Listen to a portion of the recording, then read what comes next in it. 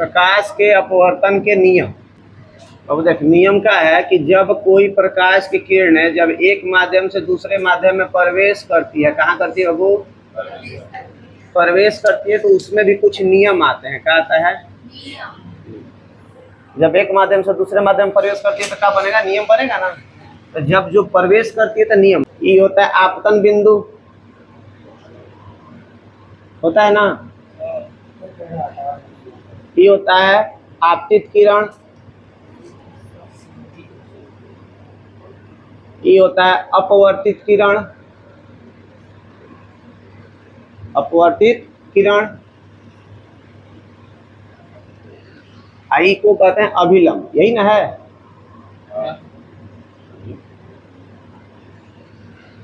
पहला नियम कहता है वो आपतित किरण, आपतित किरण, अपवर्तित किरण, अपवर्तित किरण एवं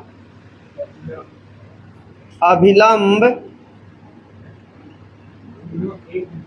तीनों एक ही समतल में होते हैं। तीनों एक ही समतल में होते हैं।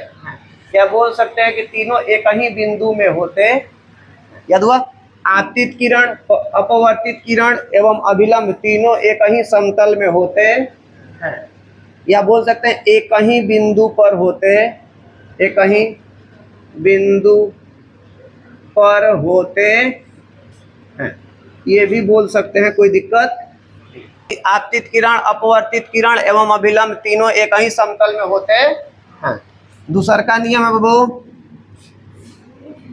साइन आई बटे साइन, अब कहेगा सर साइन आई और साइन आर क्या है? तो बाबू जो आपतित किरण, जो आपतित किरण और अभिलंब के बीच जो कोण बनेगा उसको हम कहते हैं आपतन कोण। क्या कहते हैं? आपतित किरण और अभिलंब के बीच बने कोण को आपतन कोण, आपतन।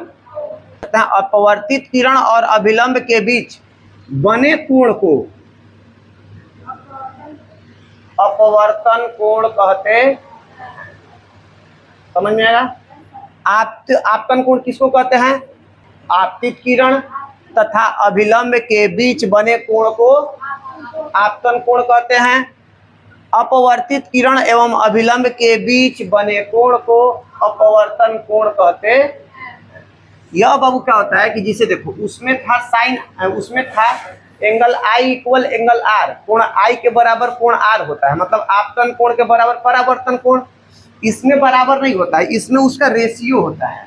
यह एक कांस्टेंट के बराबर, इधर अगर परिवर्तन करेंगे तो इधर भी परिवर्तन होगा, ठीक। यह एक नियमानुसार अगर इधर मुड़ रही है तो ये मुड़ेगी। और उसमें क्या था बाबू कि इधर से प्रकाश आया, इधर से गया, ये 60 डिग्री तो ये 60 डिग्री का बनेगा। लेकिन ये इसमें जरूरी नहीं कि ये 60 का होगा तो ये भी 60 का, ये 60 का होगा तो ये 40 का भी हो सकता है, ये 30 का होगा तो ये 50 का भी हो सकता है।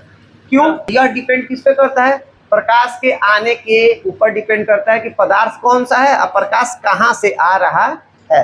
तो साइन आई बटे साइन आर। एक एग्जाम में वो क्वेश्चन आता है कि साइन, जो अपवर्तन का दूसरा का नियम है उसको और किसके नाम से जानते हैं? तो इसको स्नेल्स लॉ भी कहते हैं, इसको स्नेल का नियम भी कहते हैं।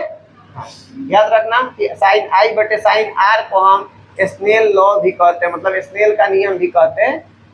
याद हुआ? आ गया? इसको क्या कहते हैं दूसरे के नियम को? Snell's law. ठीक, ये बार बार आता है एग्जाम में कि स्नेल लॉ का है। तो कहना भाई साइन आई बटे sine r is called constant, माने एक नियतांक, कोई नंबर आता है, एक नियतांक, ये नियतांक हो गया। कांस्टेंट का मतलब एक नियतांक हो गया। तो इसका कुछ ना कुछ वैल्यू निकालेंगे तो यहाँ कुछ ना कुछ आएगा।